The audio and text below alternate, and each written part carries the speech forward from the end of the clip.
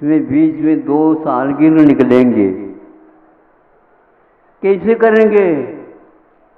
शुभस्य शीघ्रम कहा।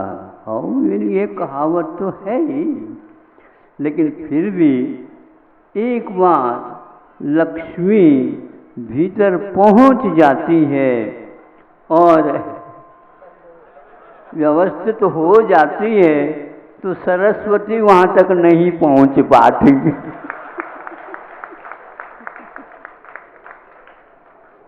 अब सरस्वती जब तक वहां तक नहीं पहुंचे, तब तक तो लक्ष्मी बाहर आना। महाराज एक दिन हम देते हैं लक्ष्मी को बाहर जाने के लिए, वो भी शाम के समय पर। कौन सी तिथि?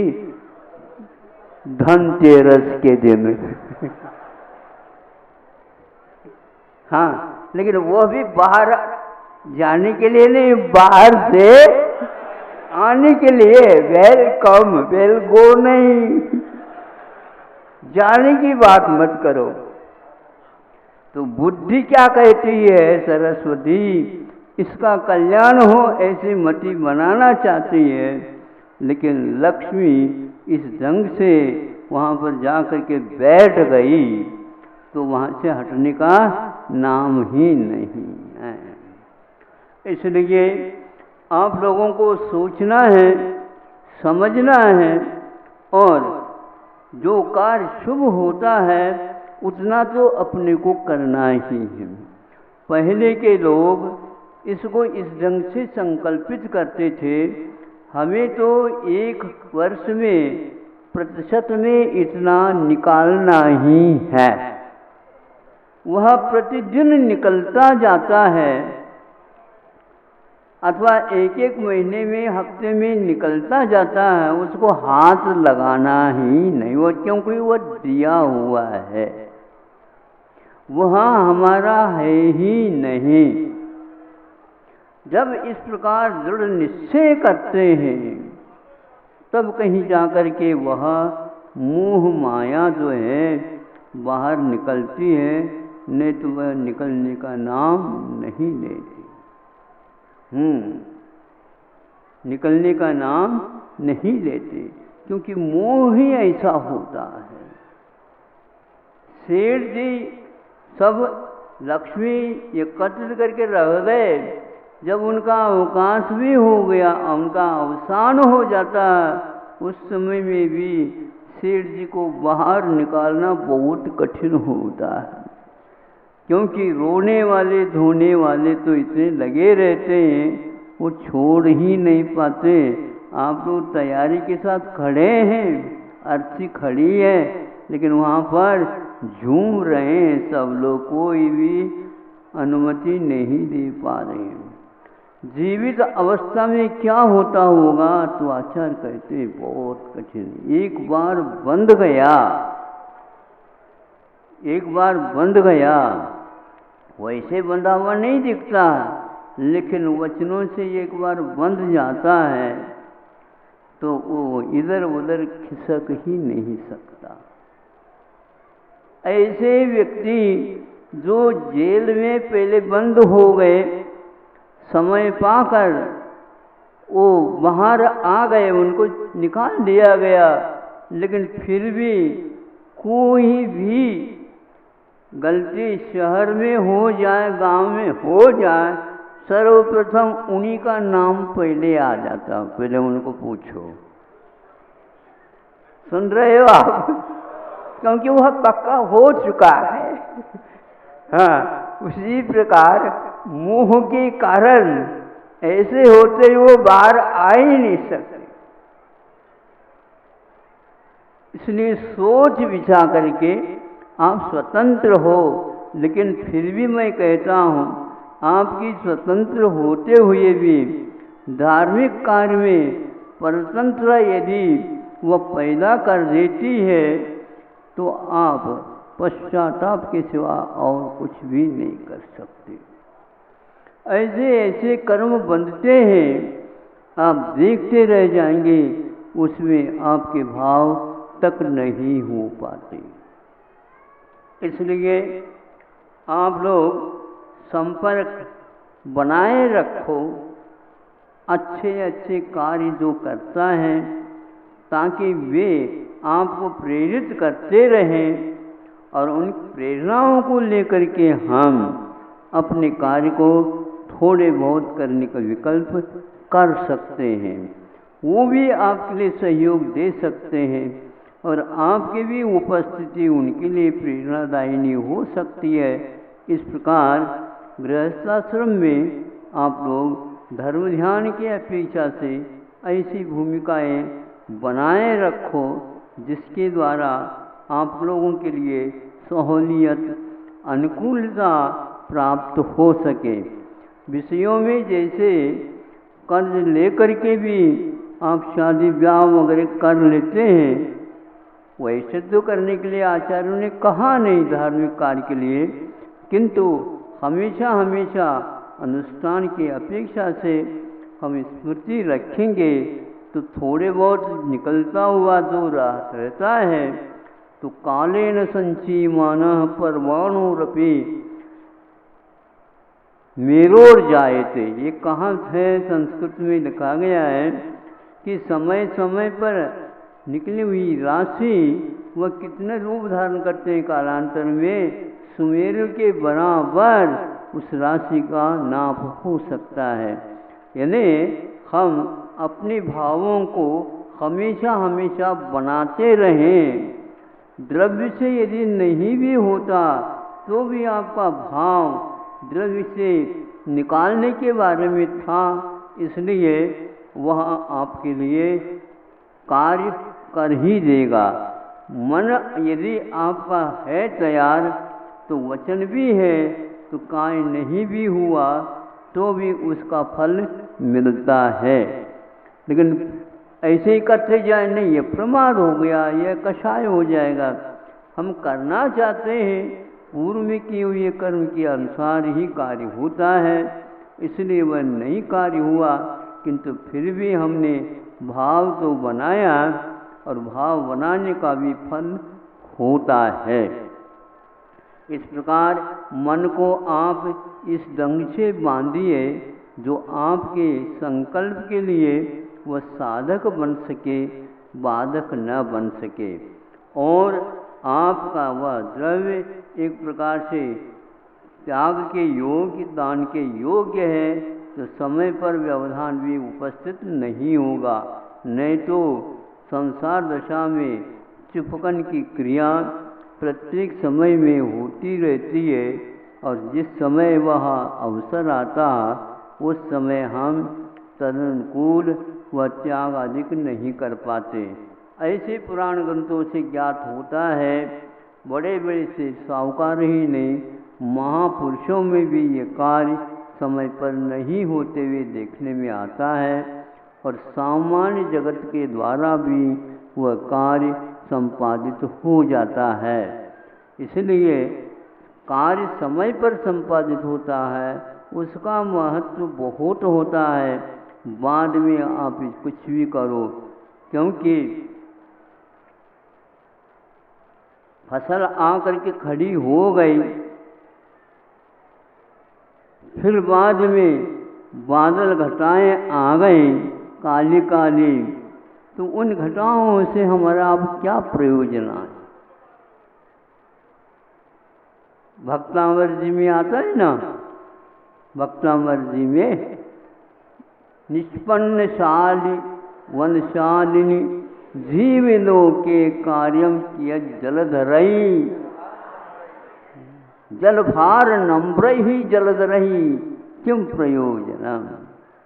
जल से घटाएं भरी हुई हैं, काली काली हैं, किंतु समय चूक गया, फसल आ चुकी है और फसल निकाल कटने के लिए होगी, उस समय बरसात की कोई आवश्यकता नहीं है।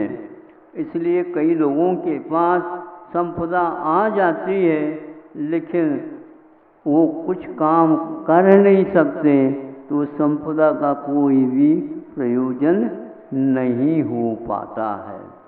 क्या करें, सेठ जी के यहाँ सब कुछ सुविधा थी उनको, किंतु धर्म कर्म करने के लिए उनके पास कोई भी ऐसा सच्चा मुहूर्त ही नहीं आता था।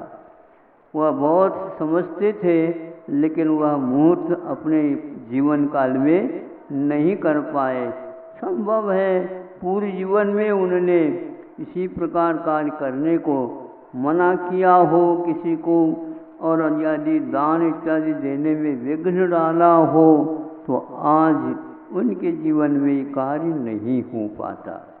बहुत सारे निमित्त ऐसे हैं जो एक कार्य के लिए अनेक निमित्त मिलते हैं, तब कहीं जा कर के वह कार्य संपन्न होता है।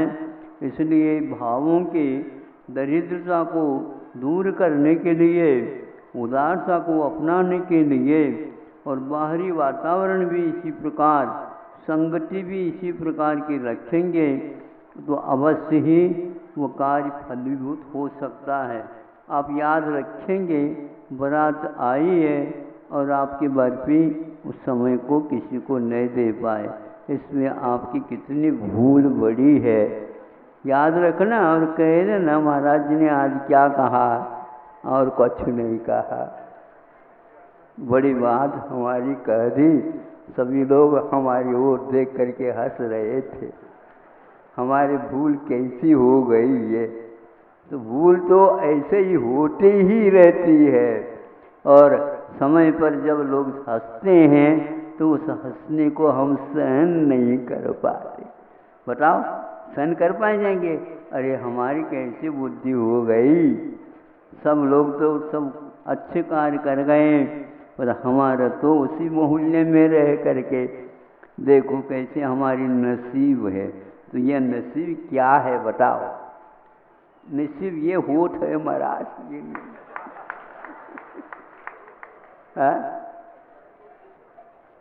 वहाँ लिखा हुआ है, लिखा हुआ तो है वहाँ पर, लेकिन हाथ में लिखा हुआ नहीं। हाथ तो हम कर सकते, दे सकते हैं। यदि उसी लिखे हुए के अनुसार कर लें तो कभी भी पुरुषार्थ हमारा आगे बढ़ नहीं सकता। हाँ, जब इसी हाथ से हम विषयों के लिए निकाल सकते हैं, तो अच्छे कार्यों को करने के लिए क्यों नहीं निकाल सकते? भाव तो करो, भाव तो हो जाए, तो अपने आप एक दिन द्रव्य भी मिल जाए। द्रव्य द्रव्य ही सब कुछ नहीं होता, भाव का बहुत महत्व होता है। अहिंसा परमो धर्म की हमेशा हमेशा जलाने की ओर होना चाहिए। जलाना एक स्वभाव है। जब आप एक व्यक्ति मरणोन्मुख होता है, यदि कुछ उपचार के माध्यम से उसे आप जलाते हैं तो वह आपका हो जाता है। हम ऐसे जीवों को विशेष रूप से सोचना चाहिए कि हमारा पेट ही भरे और दूसरों का कुछ भी न रहे, और हमारे पेट ही भरे और वे अधपेट उठे, ये अच्छा नहीं माना जाता। महावीर प्रभु ने और प्रथम जो आदिनाथ भगवान ने हमारे लिए कहा कि देखो पेटी की ओर तो जाओ नहीं, किंतु पेट सबके पास है। आपको भूख लगी है तो दूसरे को भी क्षुधा का निवारण करते हुए अपने पेट को देख लेना चाहिए। ये जीव अपने अपने पुण्य और पाप कर्म के उदय से जी रहे हैं, किंतु थोड़ी सी पहचान कर ले, शरीर को गौण करके जब एक दूसरे के आंखों में हम देख लें, एक दूसरे के बिंब एक दूसरे के आंखों में आ जाते हैं। आपका बिंब, आपकी छाया आपकी आंखों में नहीं आएगी, लेकिन उसका अस्तित्व सामने वाले व्यक्ति के आंखों में है और उसका जो बिंब है अपने आंखों में आना चाहिए। तो आज आप लोग सामने देख करके पीछे से सेल्फी फोटो लेते रहते हो। आमने सामने का जो अवसर प्राप्त है वही समाप्त हो गया और वहां पर खड़े कर रखे 10-20 व्यक्तियों को हमने इशारा कर दिया, यहाँ पर बहुत ही जनता आई है। और बुंदेलखंड में ऐसी जनता सुबह आती है, शाम को चली जाती, कहाँ से आती पता नहीं और कहाँ चली जाती पता नहीं।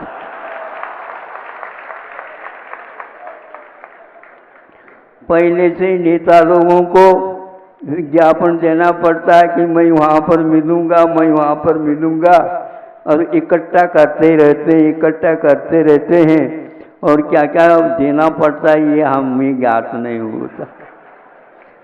भीड़ इकट्ठा करने के लिए भी सरकार को यदि पैसा देना पड़े तो मैं ये सोचता हूँ उनकी जो भूखा पेट है उसमें कुछ दे दो तो बहुत अच्छा होगा।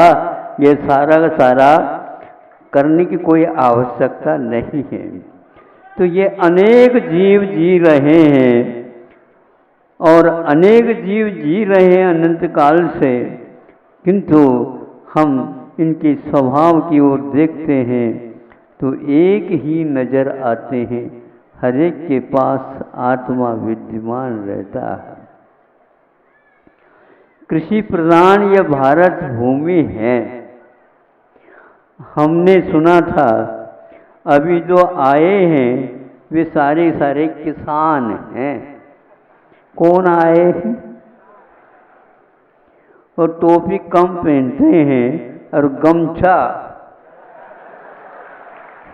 बांध करके लू को कह देते हैं तू भाग जा यहाँ से।